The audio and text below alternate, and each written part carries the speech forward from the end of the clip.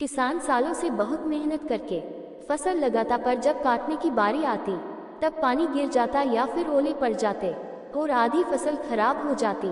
इस बात से परेशान होकर किसान भगवान के पास गया और कहने लगा, आपको किसानी का कुछ भी ज्ञान नहीं है, आपको पता ही नहीं है कब पानी गिराना है और कब धूप निकली है और कब मौसम ठंडा रखना है और कब गर्म रखना है।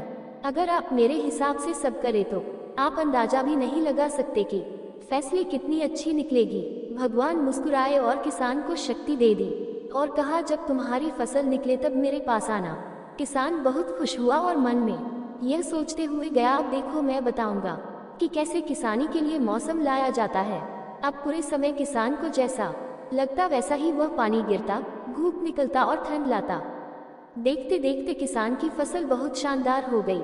ऐसा लग रहा था जैसे इससे पहले कभी इतनी अच्छी फसल लगी ही न हो। इस बात से किसान बहुत खुश हुआ और कुछ ही दिनों में फसल काटने का समय आ गया।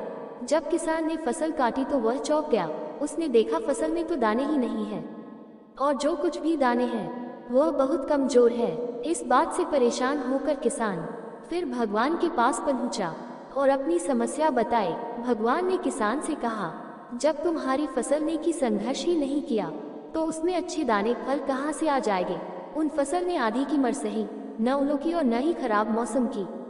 एक अच्छी फसल के लिए संघर्ष करना बहुत जरूरी है।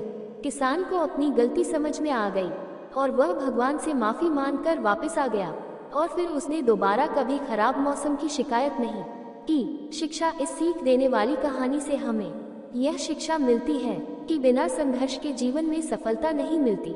जब हम मेहनत करते हैं और परिणाम अपने हिसाब के नहीं मिलते तब हमें संयम रखना चाहिए और निरंतर मेहनत करते रहना चाहिए।